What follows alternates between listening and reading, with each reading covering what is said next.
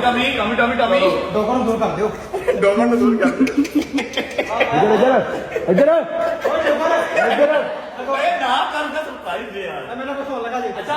यार इधर खड़ा हो यार नदीम इधर खड़ा हो इधर अच्छा अब मेरा सरप्राइज बिल्कुल तेरे सामने है ठीक है हैदर और डोगर कपड़ा हटाएंगे तू सिर्फ देखेगा और हमें ऑनेस्ट और जेन्युइन रिव्यू चाहिए कोई ड्रामेबाजी नहीं ओके ठीक है भाई सामने आओ सही तरह जरा भाइयां कपड़ा हटाना है वो तो करो मैं कर देता हूँ ना जब मैं कुछ नहीं कहूंगा जहाँ मैं पट्टी खोलूंगा अपने भाइयां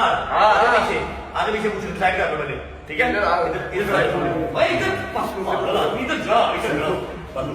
वन एक दो 1 2 3 चल भाई चल भाई ओए ओए ओए